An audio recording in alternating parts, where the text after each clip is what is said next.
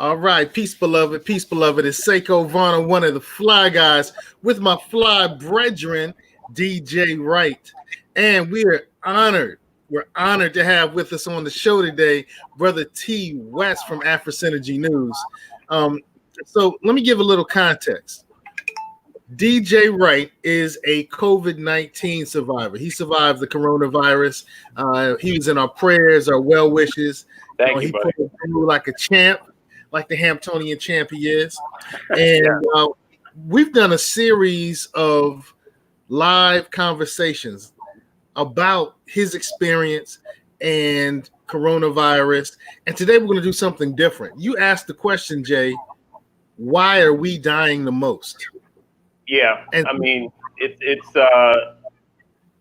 as someone that got hit with it, I mean, it made me wonder, is there a particular reason why I'm catching this, and why I'm getting hit so hard compared to other ethnic races and other cultures?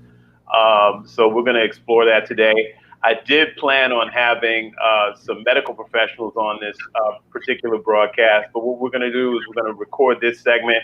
I'm going to share it with the other medical professionals that have been extremely helpful throughout all the talk shows that we've been doing, and get them to comment later on future broadcasts. Excellent. That sounds great. Well, we're also honored to have Brother T. West from Afrisynergy News. And T. West has been doing a series of exposés on COVID-19, really since maybe February. Can we go back that far? Yes, definitely since late February. Yes. Right. So he's been on the pulse of things since late February. So, Brother T. West, why do you think peace, Clarence Dunn? So we want to shout out the people. If you have any questions or comments, leave them in the chat, and T. West and Jay and I will do our best to provide you with clarity, some information, or direction. So T. West, man, why do you think that people of African descent seem to be suffering in disproportionate rates here in the United States of America? Well, there are a number of reasons why.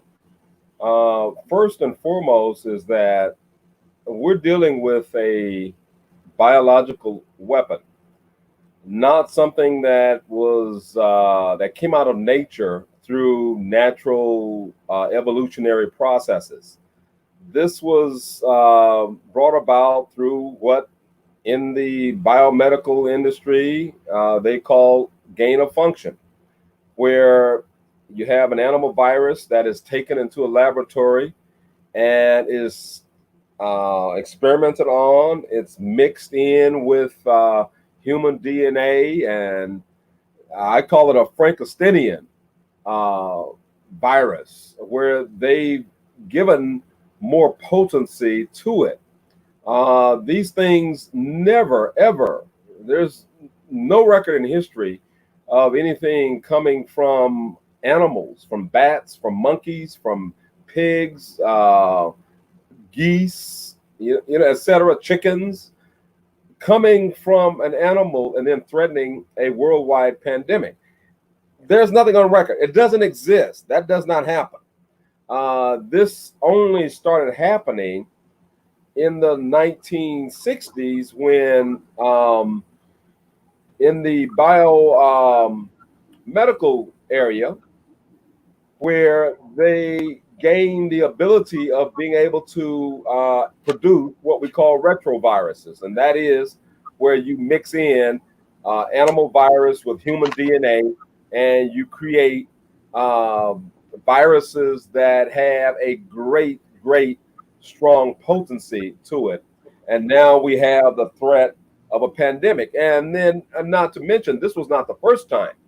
HIV, AIDS, that was also one of the first that was produced. You had the World Health Organization that was vaccinating men, women, and children in Central Africa.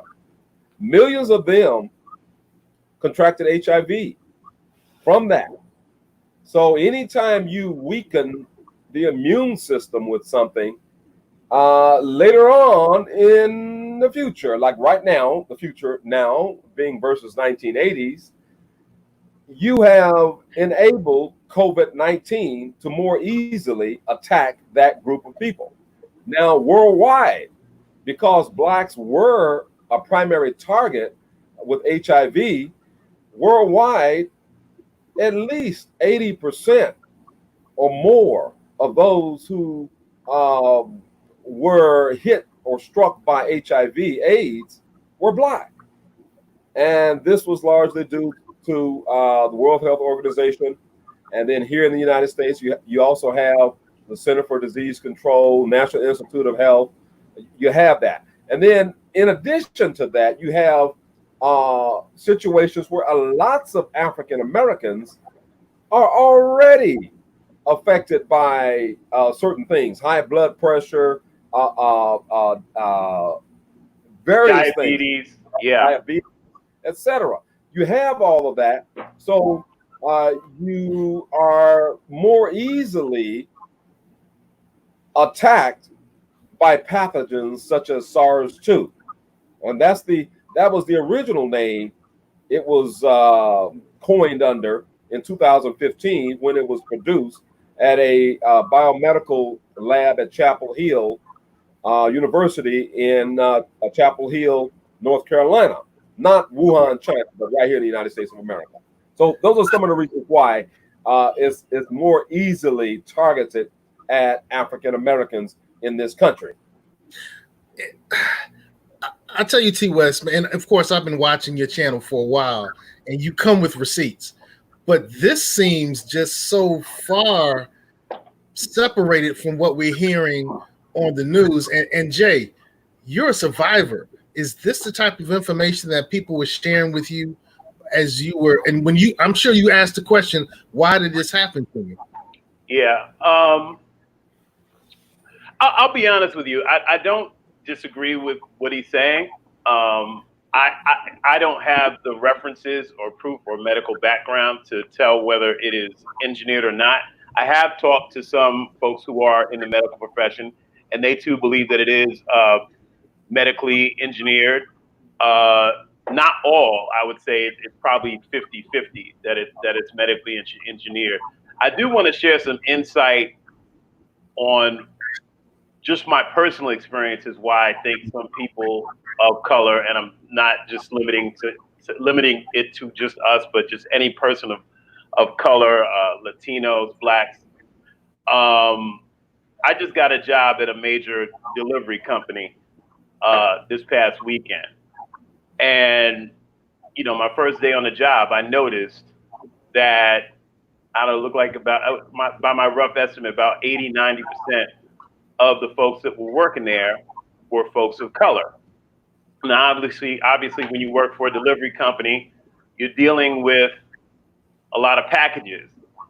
And a lot of those packages I hear what you're saying, but it has nothing to do with mainstream media. I'm talking about my own personal experience, okay? So a lot of these packages are handled by a lot of different hands. So it would behoove me to think in that particular scenario, I don't think it was necessarily a conspiracy to hire people of color for this job. It's just the way that it is. In this one scenario, a lot of people of color had their different hands on different packages. We were wearing safety gear, the masks and whatnot. But in that scenario, it's quite easy for many people of color to catch the virus. Also, your living conditions could have something to do with it. And I'm not dispelling anything that he's saying. I'm just saying that in certain economic situations, like if you live in a house, like I live by myself, but if I lived in a house and I had to live with more people, that increases more chances for you to be exposed, to the virus. Now, is somebody, driving through the neighborhood perhaps and spreading the virus? I can't say one way or the other. But I do feel that because of underlying health conditions, that it did hit me harder than it did other folks of other races. Interesting. Yeah. And Hispanics here in America, Hispanics, and Hispanic can be of any ethnicity and color, but primarily they're not black primarily in America. Now, but they live together far more than African Americans, but their rate in proportion to their percentage of population is not as adversely affected as African Americans. So, Jay, you're correct about, proximity, who you're around, all of that, because, like any influenza, anything that you can catch through the air, you're going to get it. You can potentially get it or contract it when you're in close vicinity with other people. But if we looked at Hispanics versus African Americans, very often they will live, many of them, in a house together. Now, not all Hispanics live that way, but a lot of them do, much more than African Americans. And also various types of jobs. Meat packing jobs across the country. You see a lot of Hispanics there. You see some African Americans, but you see a lot of Hispanics. And in meat packing jobs, this is just one example, you're working in close proximity to each other. So, and the closer you are with this influenza, with this COVID-19, the more easy it is for you to become infected. But I just wanted to make that comparison right there, because when you start looking for answers and you start asking the questions why, you have to exhaust every possibility out there. I agree. So the fact that we know that so the going with your I guess theory in this case and your research, the fact that we know that it is engineered based on your experience, and which the question is there a different approach as compared to it being coming from nature? Is there any different approach that we should look at? Well, I think if I understand your question correctly, it is there, okay, we got two schools of thought as to how it came to be. Yeah. One of them is zoonotic, meaning that it jumped from animal to humans. That's one. Number two is that it's a bioweapon that was created in a laboratory. Okay? Well, I guess you could say that there's a number three also, maybe. You could say, well, it was accidentally produced in a laboratory. That theory's out there. That's out there. But when you look at the 2015 report from Chapel Hill, North Carolina, that program that was under Dr. Barrick there, they actually they manufactured SARS-2 that has the same characteristics of what we now have rebranded as COVID-19 or SARS-CoV-2. Okay? It's the same thing. The characteristics, too. Here they are. The first characteristic is that it kills. Okay, it kills people. That's the first. The second characteristic is that it spreads from person to person. Okay, so that means that it's doing the same thing as this COVID-19 is doing right now. It was doing it, and they stated it in 2015 in that Chapel Hill article in North Carolina. So I hope I understood your question correctly there, Jay. Well, basically, I would just to summarize it. Do you think there should be a different approach, whether it's man-made or not man-made? I mean, it's here now. We got to deal with it. Does it make a difference whether it's man-made or not man-made? Yes, there should be a different approach from the standpoint if it's been created by humans. There should be one different approach. You should go after the ones who are behind it.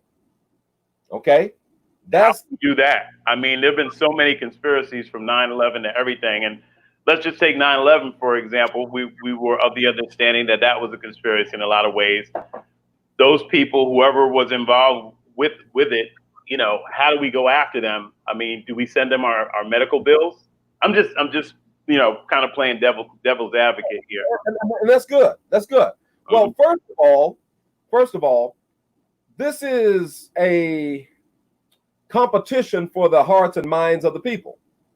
So if mainstream media is projecting, for example, you mentioned the 9/11 attacks. Yeah.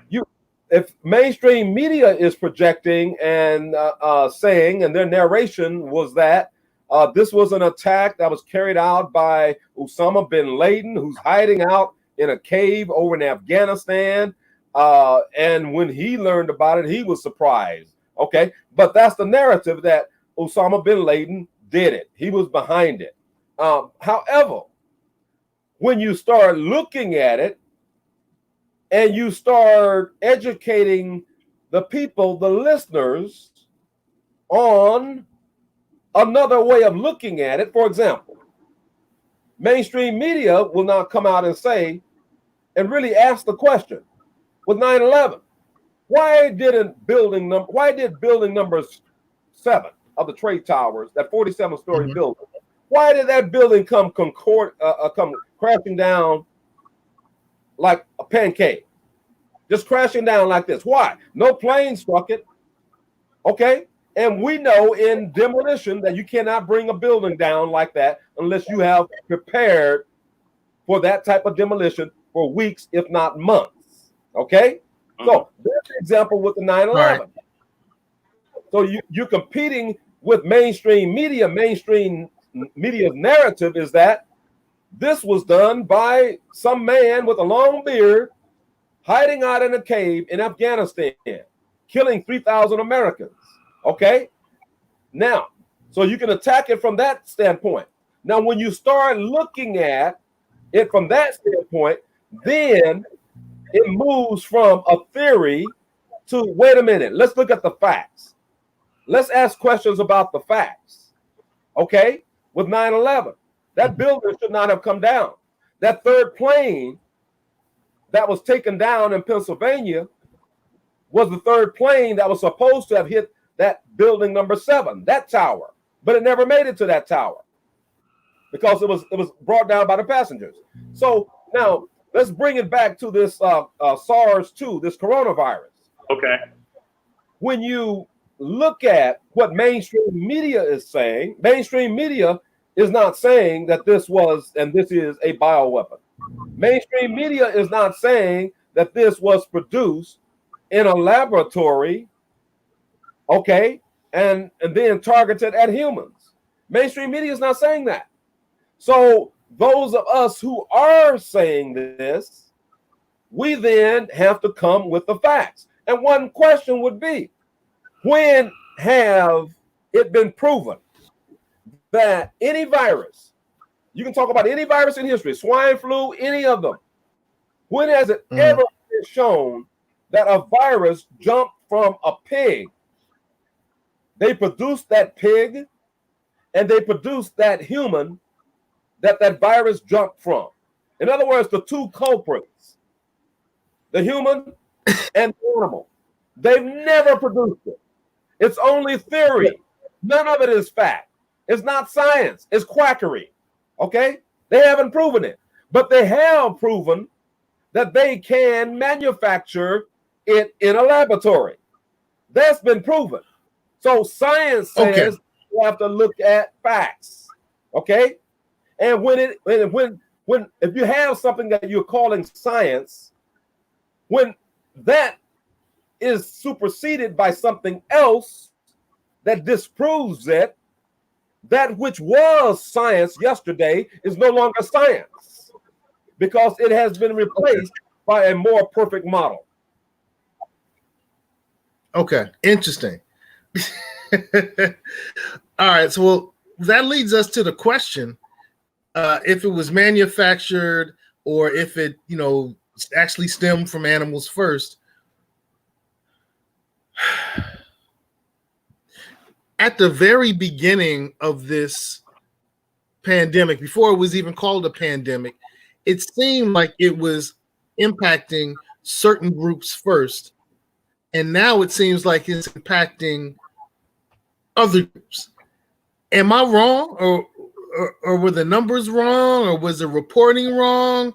It just seems to me, based on what I've seen in the news, it started off impacting one group or two groups, and now it's impacting us in larger numbers that impacted the other groups. It always did impact you.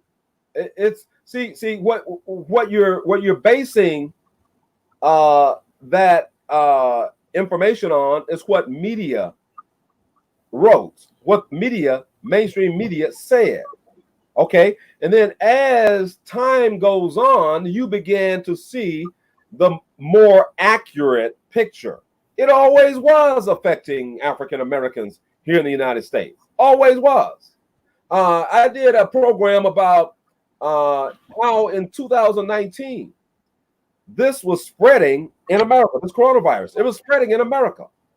You had people in the Seattle area who had it. Okay, and it showed in a test that they had been conducting where they were taking samples of people with influenza for a year in 2019 in Seattle area. And some of those people, when they went back and looked at it, some of those people, they had the coronavirus. So it was already affecting Americans, regardless of your color, and it definitely was affecting blacks more. It was affecting Americans here in America before it was announced in Wuhan, China. Now, what the Center for Disease Control and FDA did in 2019, they started blaming some of those deaths with the same lung condition that's being caught, that coronavirus is causing in people. They blamed it on vaping, e-cigarettes. But the United States was the only government in the world that said that in 2019. No other government said anything about e-cigarettes and vaping and it creating that situation with your lungs. Look where it looks like your lung had been just hit with a bunch of small miniature grenades. No other nation has said that. Only here in the United States. But they blamed it, CDC and FDA, Food and Drug Administration, blamed it on vaping here in the United States. So it was already happening right here in the United States. It was already affecting various groups of people here in the United States. But you know the old saying, when white folks get a cold, black folks get pneumonia. Okay, especially those blacks who are not taking care of themselves. Okay, yeah. And well, some have genetic issues too. Yeah, you brought up a good point. You're right. Now, one thing that a lot of folks of influence, rappers and whatnot, early on in this pandemic, were basically sharing that we were immune to this. Now, these people are social influencers, and people are listening to these social influencers. I'm not going to name any specific names. We know the shopping list of folks who were saying that. Do you think that could have led to this increase in our people catching it? Also, I'm speaking third person from another nurse who has been working in Brooklyn, one of the hardest hit areas. And she said, and I'm paraphrasing her, but basically quoting her, that unfortunately what she was finding that our people were not listening. Blacks and Latinos were not listening to the social distancing guidelines. We were still having parties, still going to visit our relatives. I can speak personally from my experience with, my mother and my family. I've stayed completely clear of my family. They're about 45 minutes north of me in Rockland County. And, because I, A, knew I had it, and also B, I knew that I could possibly spread the disease to my mother, who's elderly, and also my sister, who has young kids. Now, even then up there, I was finding, checking in with my mom and family that they weren't really properly social distancing. Now, the kids weren't coming into her house, but I mean, she's about 80 years old, and she had the younger kids coming by, dropping off stuff. Now, obviously, if it's something pertinent, fine, but it was things that I kind of considered as not essential materials, and just more so her wanting to have some company, which is nice, but still just as dangerous. But I guess I'm just kind of throwing you a long question there, but what are your thoughts on that and how that might have impacted the spread between us? Well, your behavior affects you.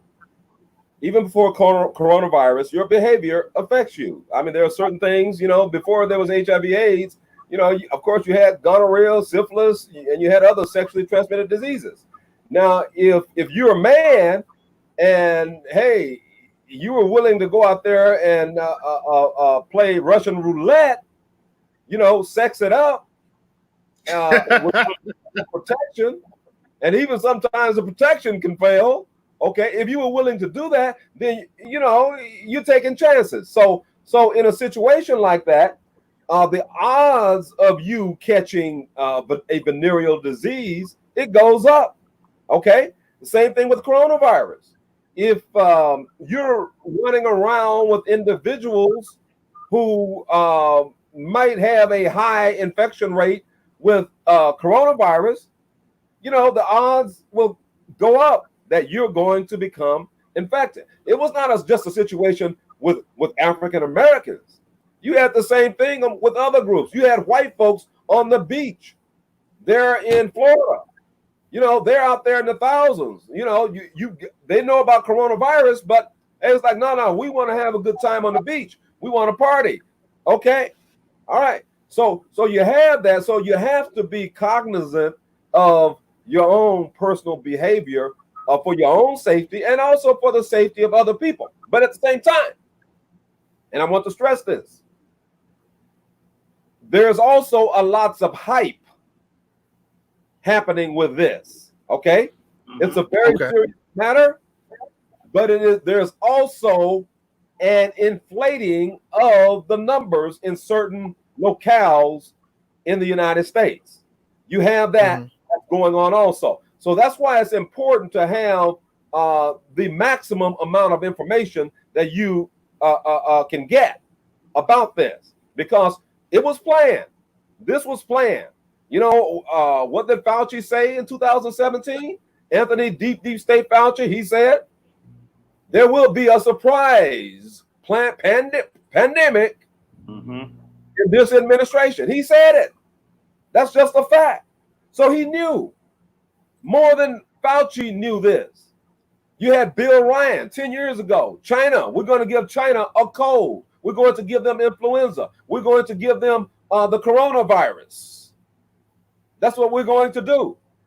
So these things are planned. So your behavior, it really matters. And this killer, it really don't care what age you are. I mean, every day you're finding almost every week, I should say, you're finding out something new about this, about how it's affecting children.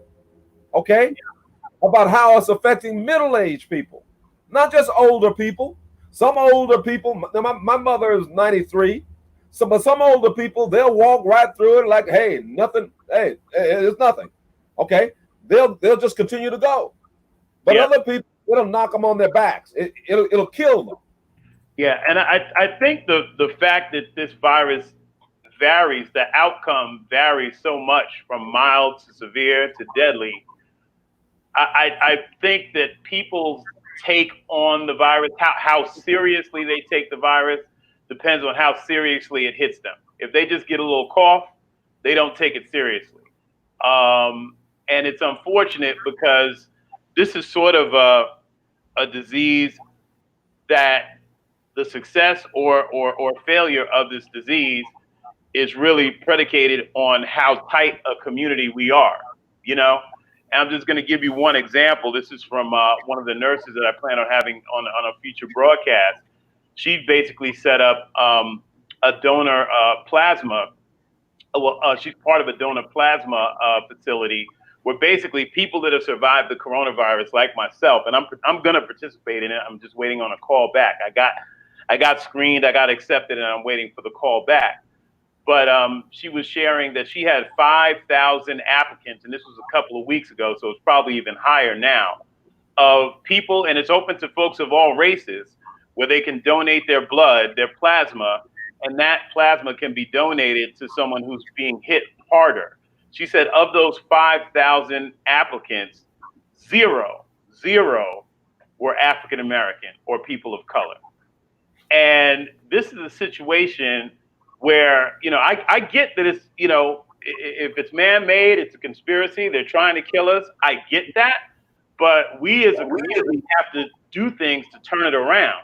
Now, I'm not going to mandate that somebody has to, donate their plasma. You could do that if you want or if you want to.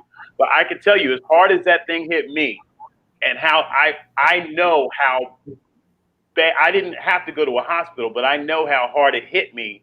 I felt it was only right for me to do my part as an African American, as a human, to donate my plasma if it could possibly help someone who's on an inhaler, stuck on that hospital bed at death's door.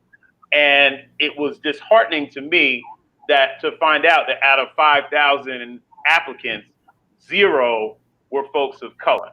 And so my point is, it's great to point out the travesty of this thing possibly being manufactured. I'm gonna, leave that open for everybody else's interpretation. But the fact that we're not helping each other, I think that's even worse.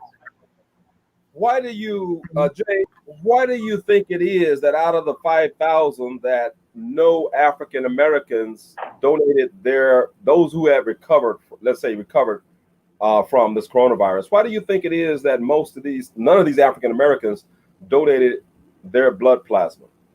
Probably because they're afraid of being experimented on and so on and so forth. But, I'm willing to take that risk, and I guess another thing we could get into is I guess, vaccines. Now, I take it, T. West, you have not caught the coronavirus. You stayed corona-free thus far, which is a blessing.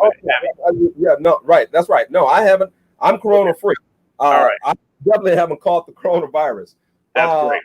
Now, but we can't ignore, and I'm sure you're not ignoring this, but for the listeners out there, we cannot ignore the fact and the reality that there is a very, very long history in this country, and even outside of this country, of medical apartheid being deployed and used against blacks in this country.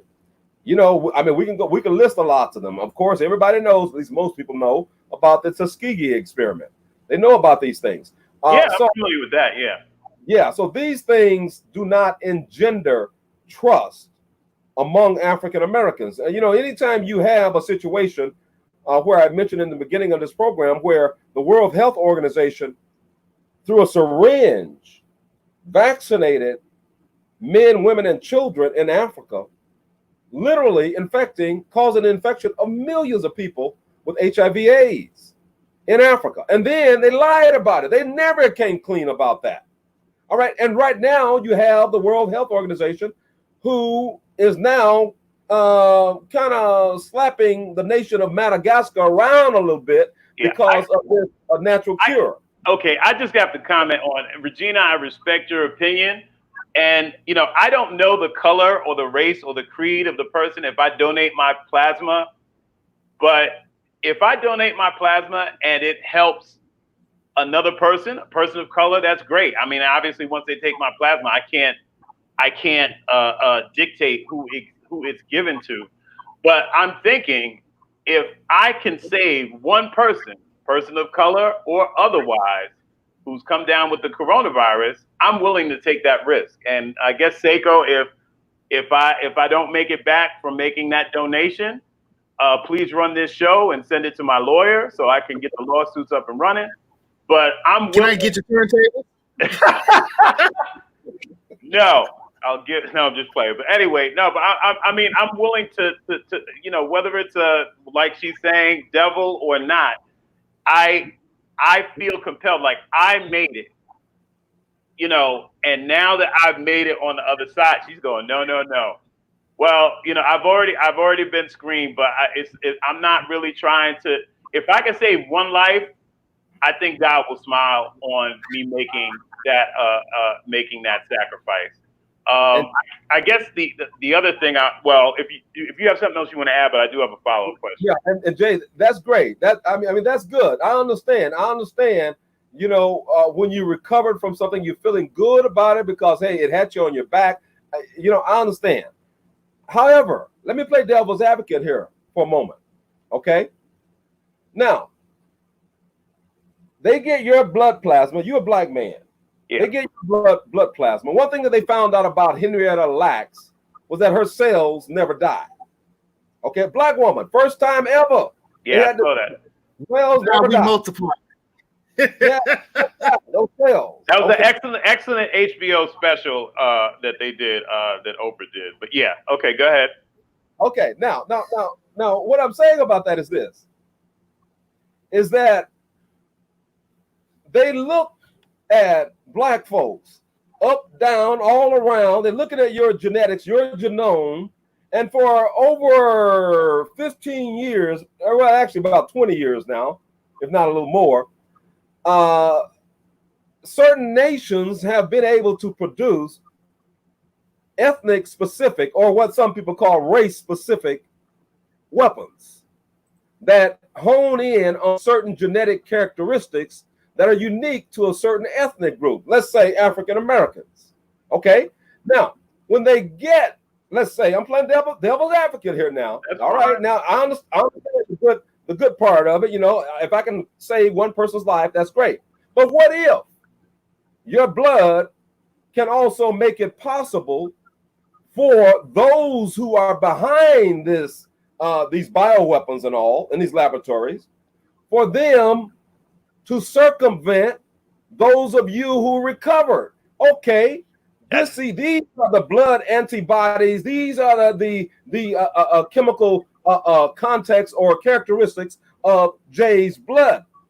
Okay, now let's see what SARS-3. Let's modify SARS-2 to become SARS-3. They could refine it. So that it can now, Jay will not recover. Okay? Jay will, everybody like Jay of Jay's genotype will die. Okay? So there are dual purposes. Yeah, and you know what? To co-sign what you're saying, I mean, prior to this, Co-sign? What you were saying, I mean, I had, I was toying with the idea at one point of, giving my DNA to like all these ancestry.com and all this other stuff, but I kind of like, I was like, you know what, they might be doing something kind of funky with my DNA, so I kind of opted out of it, so I see your point, and then there's the human part of it. I mean, I get what you're saying. All I'm just saying is I get what you're saying. Let me ask one more question, sort of a follow-up question. Okay, so let's talk about vaccines. Okay. Right now, I am thinking about these future renditions of this virus. And I do have several members in my family that are dead set against, vaccines. What's your stance on vaccines? My stance right now is knowing how hard this thing can hit you. I know there's some risk, and I'm sure you're going to lay them out. But if you don't take it and you get hit with a more potent version of this virus, which you just brought up, it could be far more deadly if you avoid taking it than taking the risk of taking it. But I'm just laying it out there. I'm very open-minded. I'm really not on one side of the fence or other, but I just want to see what your take on vaccines is. Well, that's a good question.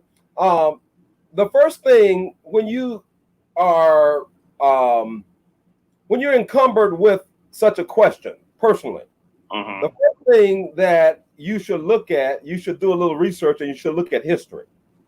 Okay? You should do a little study and a history on vaccines. Vaccines overall. Vaccines in black countries. Black vaccines. Okay? And then that should help you come to a decision. As I said, there were millions of Africans who were infected with HIV from a syringe, a vaccine. Okay? There was never any real compensation for all of that. They maintained the lie that you Africans, you all got it. And now you also got to talk about African Americans, because in Washington, D.C. and Atlanta, Georgia, and many cities across America, African Americans have it at just as high and sometimes a higher rate than Africans in African countries. Okay. Now, some African Americans, y'all don't want me to say that. You don't want me to say it, but that's okay. I don't care. I don't give a damn, because when I said it in 1990, when I said it then, y'all didn't like it. And then it started killing even more of y'all because y'all did not deal with the reality of it being a bio weapon. Okay? So when you have organizations that have in the past wanted you erased, wanted you to disappear, but they wanted it to look like it was by some natural causing phenomena or by your own behavior. When you have Malthusians, followers of Robert Malthus, followers of Margaret Sanger, such as Bill Gates Sr. and his son, Bill Gates, and others, when you have a situation like that, when you look at the history of all these things, the Tuskegee experiment, they did not really apologize for that, because after some of these doctors with the National Institute of Health got through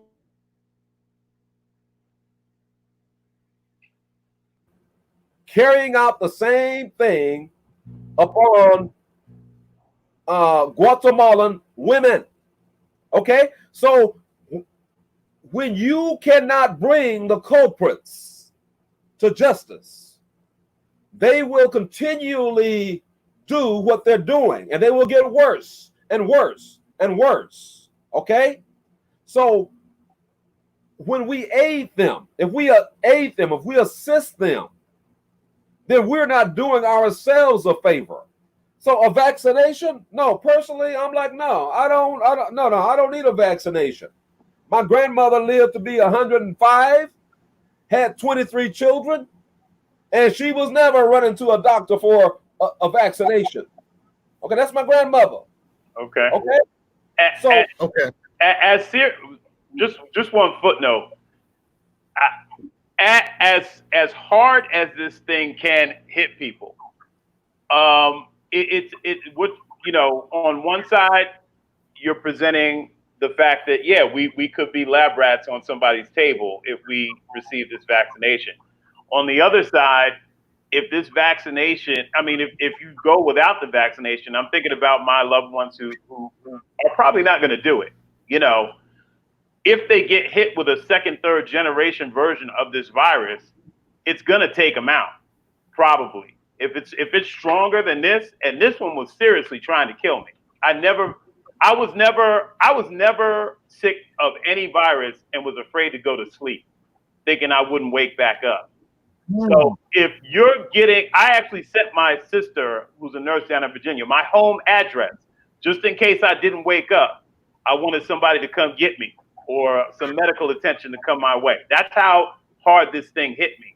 So I guess it's just, all I'm saying is it's a serious catch-22. On one side, you could be a lab rat. On the other side, you skip it, and Corona 2020, 21, 22 hits you. It's not something that you can necessarily skip. So all I'm just going to say is it's a serious catch-22 situation we're in. Let me ask you a question, Jay. Yeah. Did you ever have a flu vaccine? Occasionally, yes, but most of the time I try to avoid taking it. Okay. Most of the time I avoid taking it. Thank you. I've never in my life taken a flu vaccine. Yeah. What I said in February when I first started talking about coronavirus, what I said was this. I said, they're not going to do this study, but they should do this study.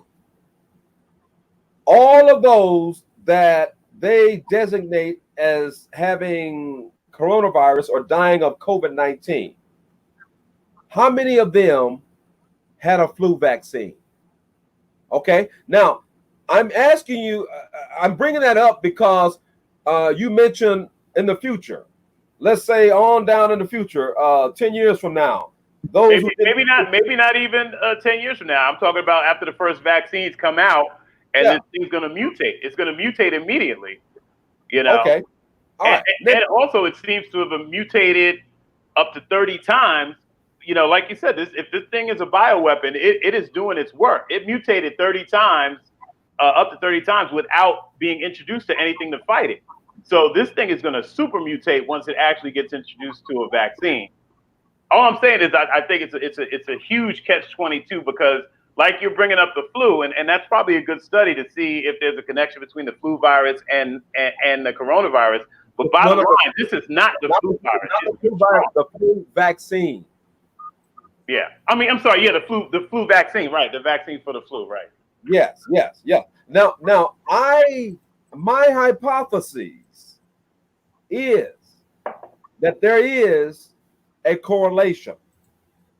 My hypothesis is you will find more people who had a flu vaccine in the past, that more of those than who did not have a flu vaccine, more of those people who had the flu vaccine are getting the coronavirus than those who did not have the flu vaccine.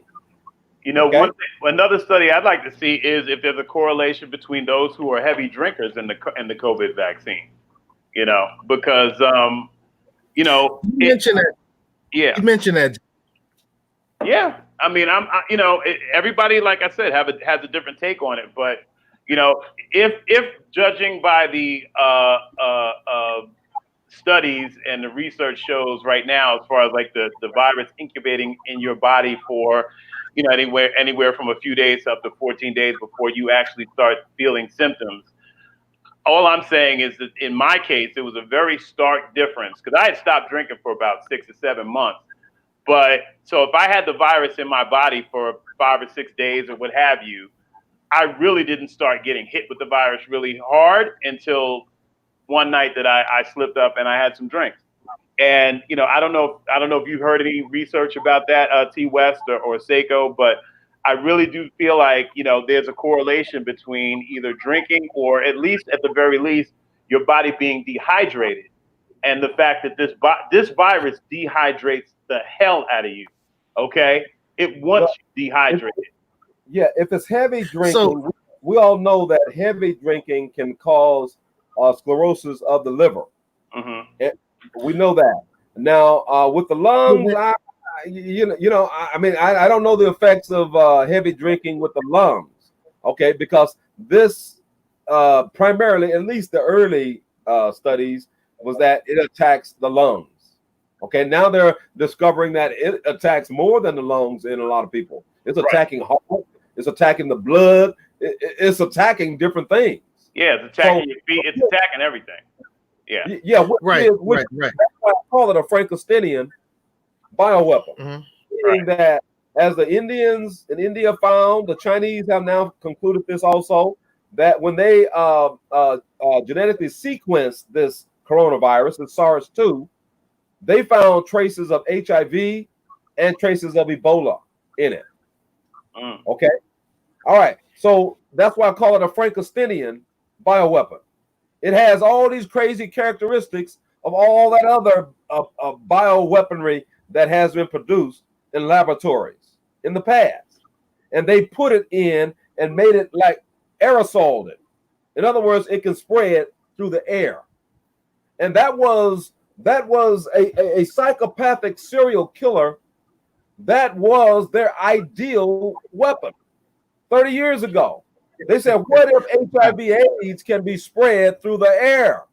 Oh boy, we would really be moving quicker towards our goal. Okay. All right, so T West, that begs the question. What's your background, man? What's your like? Do you have a background in warfare? My background as a professional, I'm retired now, but my background came from information technology in the IT industry. Okay, but even there, even with that, I do a lot of things. Music. I do a lot of things. Anything I want to do, I put my mind into. I do it. Mm-hmm. Okay, so but that was my professional background, was in that area. Okay, so but I've always been a writer. I've always been a teacher. I've always done that. Always. Okay. I guess you have such a wealth of knowledge or a wealth of opinion or wealth of facts, whatever you want to call it, that kind of points to maybe a background in the defense industry or something like that. That's the reason I asked that question. Well, first of all, let me say this. You're watching the Fly Guy show. You can't hear me? Okay. You're watching the Fly Guy show. It's a series of melanated conversations. It's a series of melanated conversations focused on improving our situation. Tonight's conversation is, why are we dying the most in response to the COVID-19 situation? Why are we dying the most? I want to take the last 10 minutes that we have. And Jay, I know that you have some really strong opinions on things that can help people. And T. West, I want to get some of your opinions on things that can help people. So Jay, you mentioned that that the disease really dehydrates you. Now, so T. West, do you think? And I want to go from T. West to Jay. Do you think that the diet, maybe, that people of African descent here in America, that quote unquote Black people eat primarily, which isn't the healthiest of diets, has been one of the factors that led us to having a higher disproportionate amount of struggling with this? What do you think, T. West? Oh, definitely. What goes in your body has direct impact on how healthy you're going to be. That was long before this coronavirus came about. If you don't eat healthy, your body is not going to be as strong. Even if you come from a strong genetic line, your body is not going to be as strong. You need to eat sufficient vegetables, okay? Not just meat, okay? Mix that, throw your meat in with the vegetables. Eat a lot of vegetables, though. You need to do that. So it's important to do that.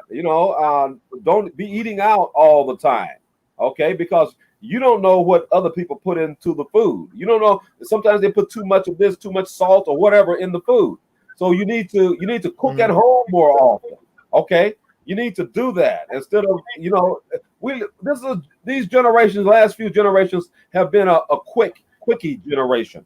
They're fast. They want to do things quickly and fast, okay? And sometimes it kills a lot of people early. It sends a lot of people to an early grave because they don't slow down to think that you only have one body, body. And once you lose this body, you're not going to get another one. I mean, even Rockefeller, David Rockefeller discovered that after getting 5 hearts from other people, he finally died. Okay, you only got one body, and money can't buy you everything. Yeah, intriguing. Jay, DJ Wright, look, brother, you survived COVID-19, and I'm so thankful. I was praying for you, pouring libation. I was doing everything, bro. I was like, I need this brother to live. We gotta live. Can I live?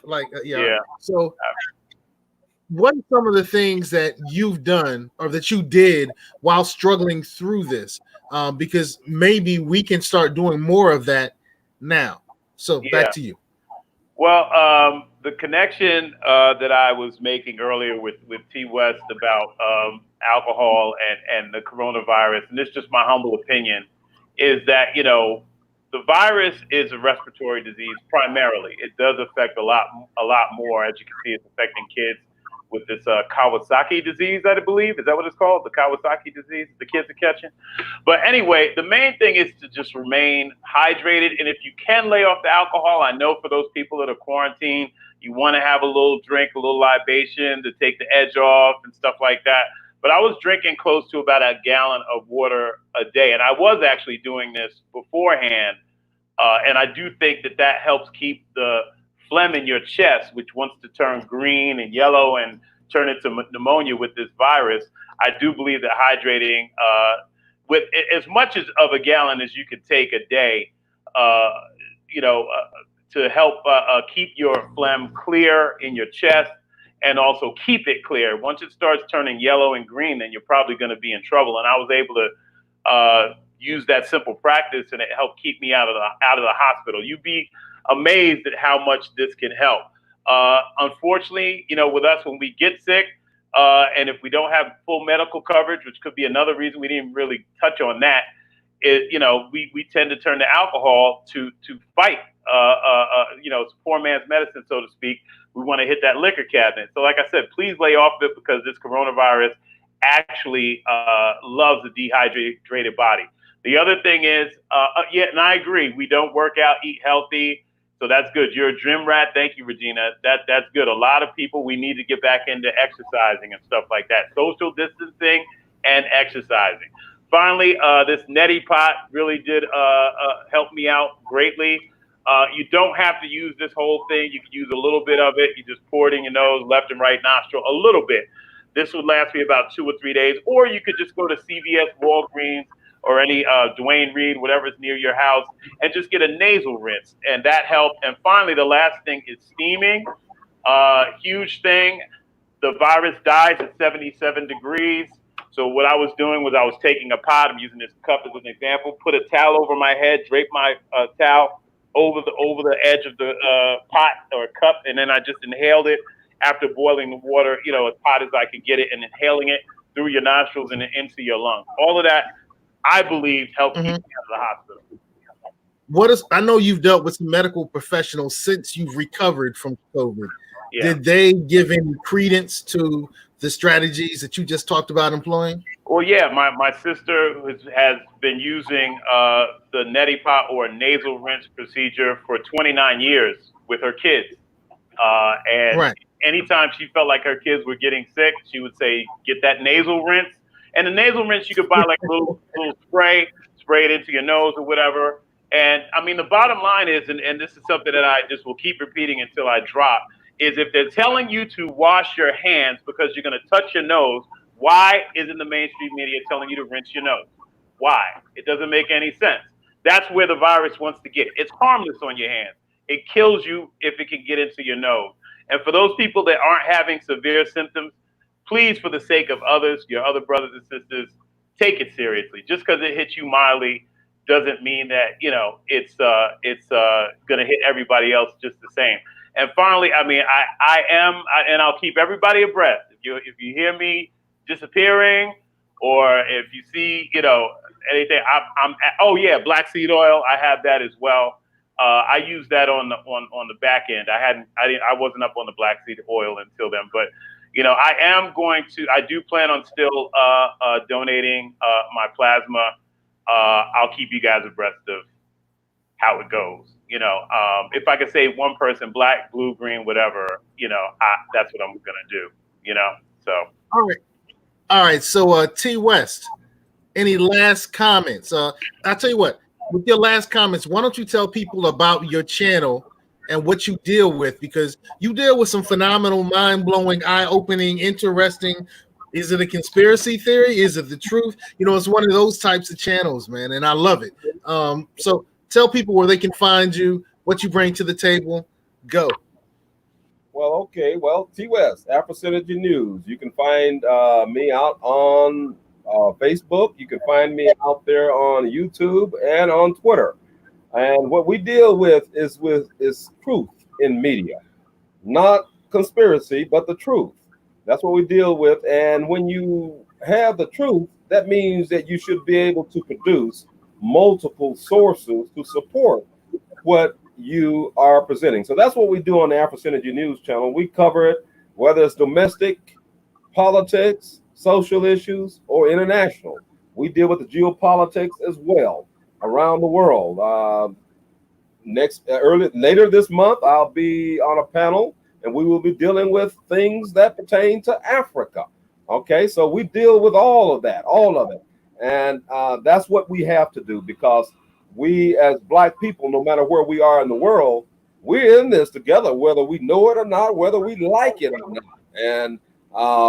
And there are African solutions to some of these things. What Madagascar is doing and what they produce there, that's a good thing. When you look at the number of people who have died in Madagascar from coronavirus, one person died there. One person. Wow. Right, only one. And they have what they call, some of them are calling it a cure, others are saying it's a treatment, and it's all natural. Well, that's a good thing.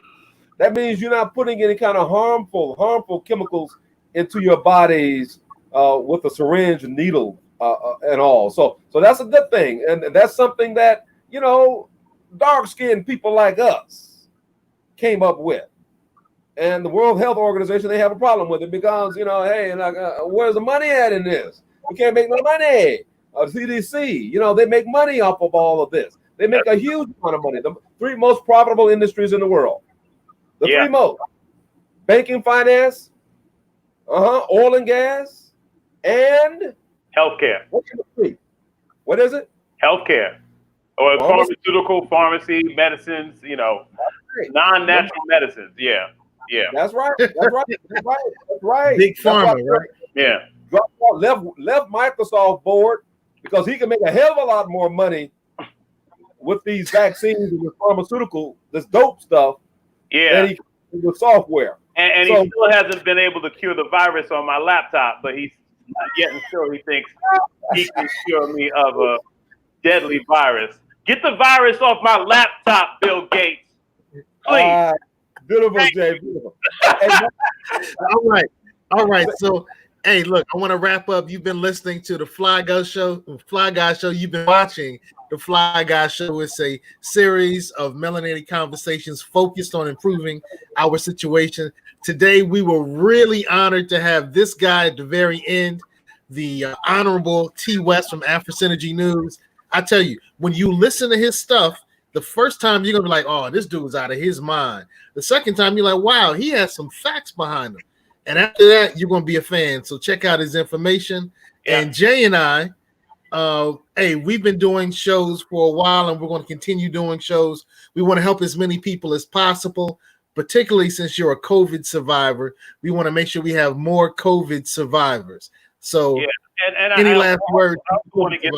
I also want to get some more medical professionals to discuss some of the things that, just to come from a medical standpoint, to back up the facts that were expressed on this show. I think that's just an important avenue to take when you're dealing with something that's this serious.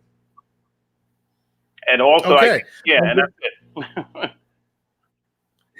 And with that, we're going to end. We went over our hour. Hopefully, everyone who watched, they found some value in this. Hey, check us out on Facebook under Forward Ever. Forward Ever is our Facebook page. We're not the only ones who contribute to Forward Ever, so you're going to get a plethora of great information that will help you move forward. And on YouTube, Our Black Improvement. We're focused not just on Blacks, but we're targeted for people of African descent, using that term Black. We're not stupid. We're not talking about a crayon color. We don't think we come from a city, a country, a town called Black. All that stupidity, we're not down with that. So check us out, Forward Ever on Facebook, YouTube, Our Black Improvement. We want to thank Brother T. West for tapping in again. You guys have a great night. Be healthy. Stay away from mucus-producing foods. Eat healthy. Go to the gym. Be a gym rat like, what's her name, Regina Brown? She says she's a gym rat. Regina ain't playing. Go take a walk. Go take a walk. Peace. All right, peace.